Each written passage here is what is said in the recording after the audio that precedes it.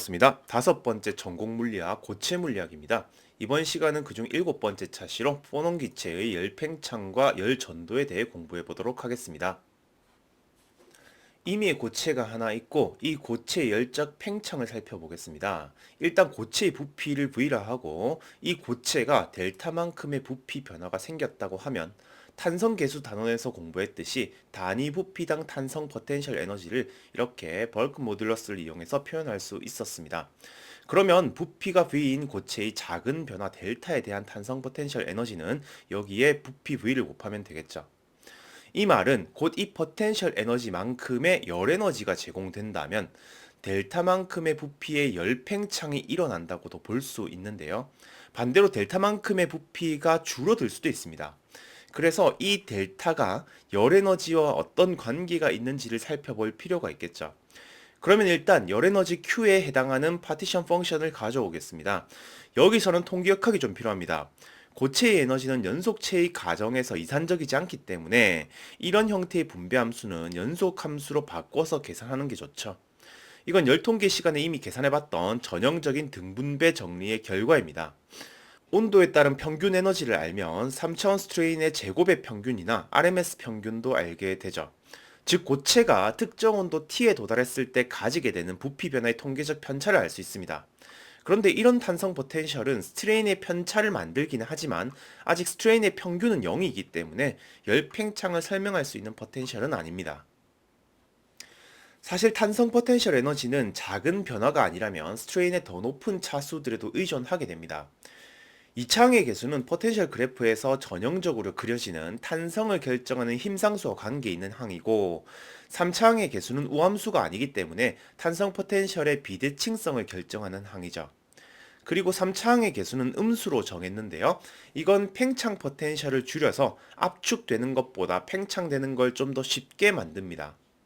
그리고 4차항의 계수 역시 음수로 정했는데요. 이건 스트레인이 커졌을 때 탄성 계수가 약해지는, 즉 용수철이 부드러워지는 효과로 볼 수 있습니다. 물론 F의 부호가 반대라면 더 단단해지겠죠.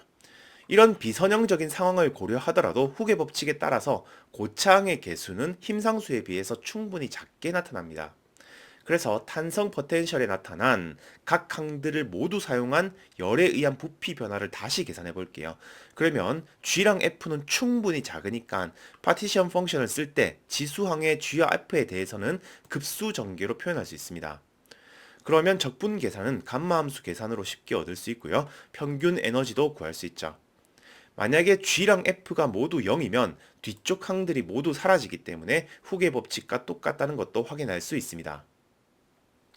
스트레인의 평균을 얻으려면 분배함수로부터 에너지를 계산하지 말고 통계역학적인 적분을 직접 실행해봐야 됩니다.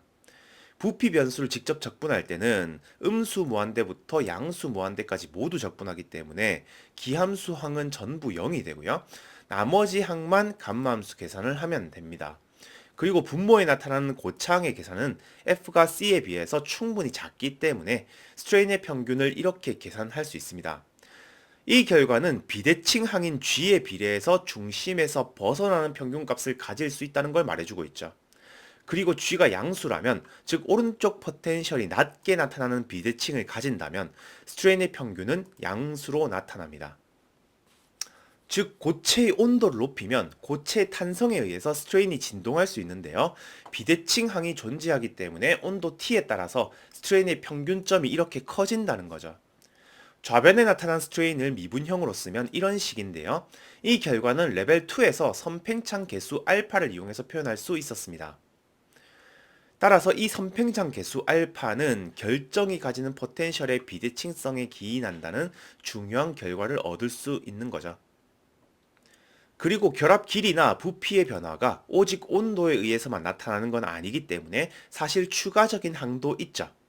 그래서 선팽창 계수는 편미분으로 표현하는 게 정확합니다.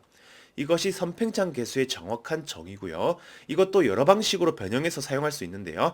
편미분 항등식을 한번 사용하고 오른쪽 편미분식을 등온 부피 탄성 계수로 표현할 수 있기 때문에 이렇게 부피 탄성 계수를 가지고도 표현할 수 있습니다.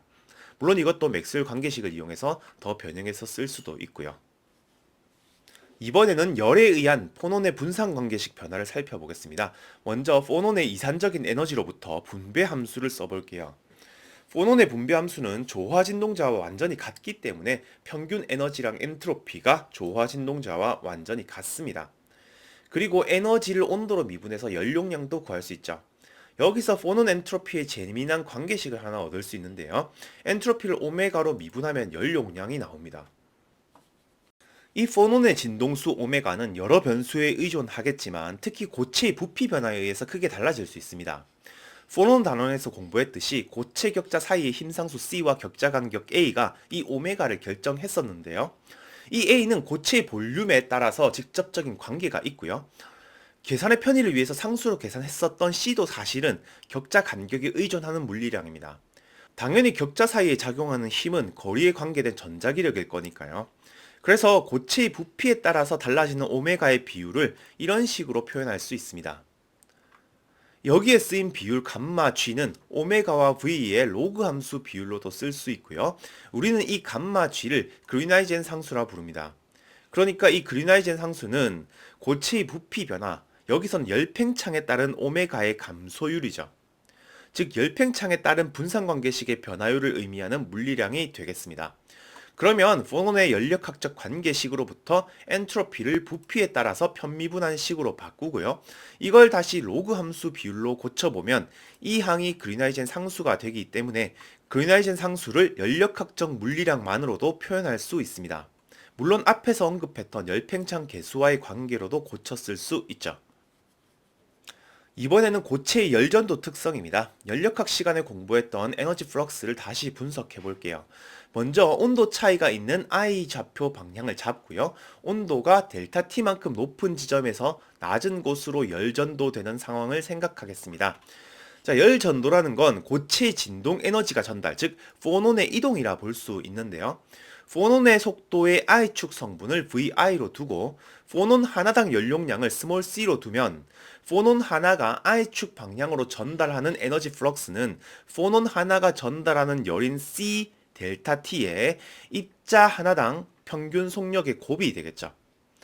만약에 두 지점 사이의 거리가 L이라면 두 지점의 온도 차는 온도의 I축 방향 그리디언트에 L을 곱한 값이 되기 때문에 포논의 에너지 플럭스는 이렇게 계산할 수 있습니다.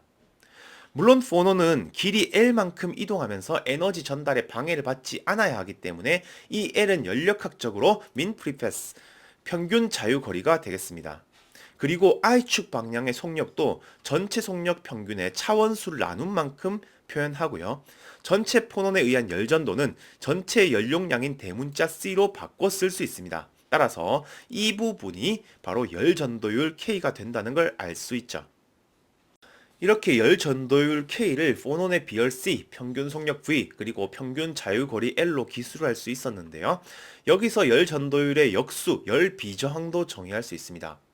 역할과 관계는 전자기학에서 전기 전도도와 비저항과 완전히 일치하죠. 아무튼 이런 열전도의 특성은 포논의 평균 자유거리가 결정하는데요. 이 길이 역시 고체의 온도에 직접적인 영향을 받습니다. 실험적으로 온도가 높아질수록 평균 자유거리가 감소하죠. 이런 결과가 나오는 이유는 크게 기하학적 산란과 포논끼리의 충돌이 있습니다. 기하학적 산란은 그냥 포논이 격자의 기하학적 결함 때문에 충돌이 일어나는 거죠. 온도가 높아지면 살창을 이루는 원자의 운동 에너지가 높아져서 포논의 이동을 방해하기도 할 거고, 또한 포논의 아큐펀시, 개수 밀도도 증가하기 때문에 포논 사이의 충돌이 더 많이 나타나게 될 겁니다. 근데 포논끼리의 충돌이 입자 하나당 평균 자유거리를 제한할 수는 있지만 열 전도를 늦추지는 못합니다.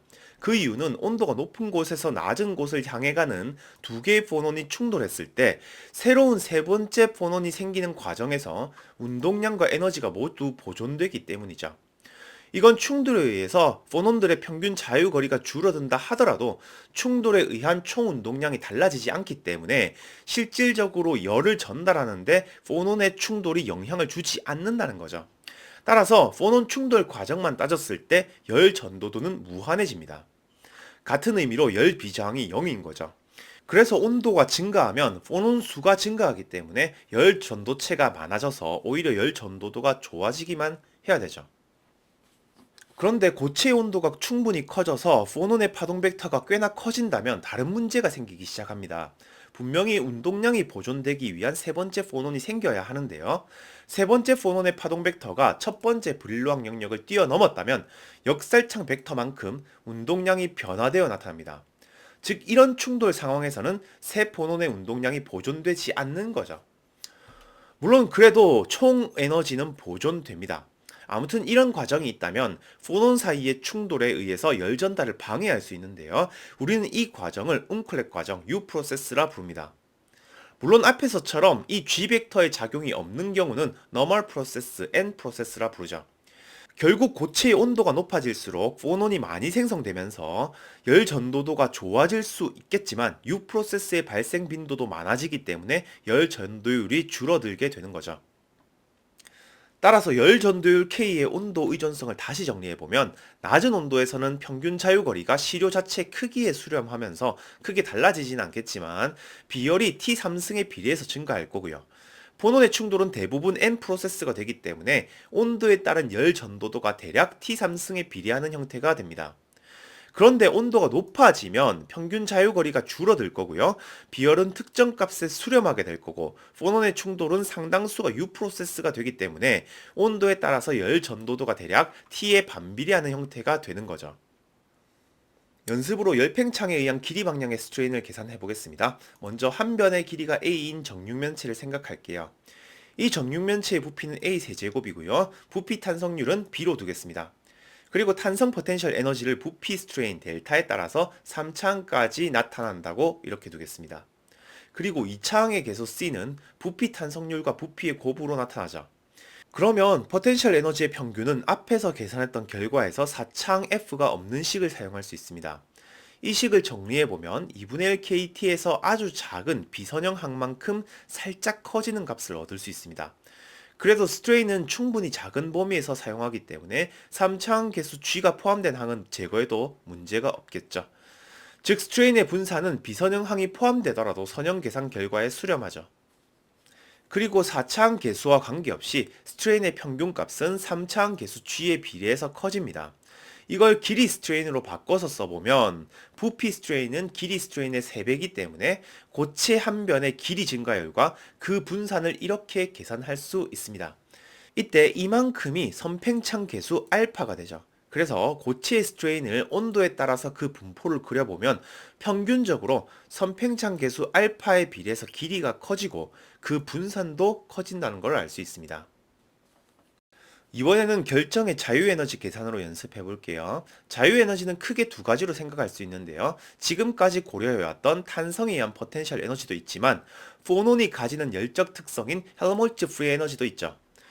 이건 파티션 펑션으로 구할 수 있는데요. 이 프리 에너지를 고려하는 이유는 이 오메가가 부피에 의존하는 함수기 때문이죠. 그 계수가 바로 그리나이젠 상수였습니다. 따라서 부피 스트레인에 의존하는 결정의 총 자유 에너지는 이렇게 탄성 포텐셜 에너지 부분과 모든 K에 해당하는 헬모츠 프리 에너지의 합으로 표현할 수 있습니다. 포텐셜 에너지에 이렇게 포논의 프리 에너지가 고려된다면 스트레인에 대한 새로운 평형점이 생길 수 있겠죠. 평형점을 계산하면 이런 결과를 얻을 수 있는데요. 여기서 이 부분은 파티션 펑션으로부터 얻을 수 있는 평균 에너지 표현으로 바꿀 수 있기 때문에 모든 K에 대한 에너지 밀도 U를 사용해서 평형 스트레인을 표현할 수 있습니다. 정리하겠습니다. 이번 시간에는 탄성 포텐셜의 비선형 성분 때문에 스트레인의 평균값 이동이 온도에 비례해서 발생하고 이 비례상수가 선형 열팽창 계수가 된다는 걸 확인했습니다. 이 선팽창 계수는 열역학 변수들로도 표현할 수 있었죠. 그리고 열팽창이 일어나게 되면 포논의 분산 관계식이 바뀌는데요. 그 비율을 그리나이젠 상수라 부르고 이것도 역시 열역학 변수들로 표현할 수 있었죠. 또 열에너지의 플럭스를 결정하는 열전도율 K가 포논의 연용량과 평균 자유거리에 관계했었는데요. 저온과 고온에서 각각 포논의 충돌이 운동량이 보존되는 N 프로세스와 역살창 벡터만큼 보존되지 않는 U 프로세스가 나타남을 공부했었습니다. 이 열전도율은 포논의 충돌뿐만 아니라 포논의 연용량 효과와 동시에 영향을 받기 때문에 저온에서는 온도의 3승에 비례하는 결과로 나타나고 고온에서는 온도에 반비례하는 형태로 나타났었죠. 오늘은 여기까지 공부하겠습니다. 감사합니다.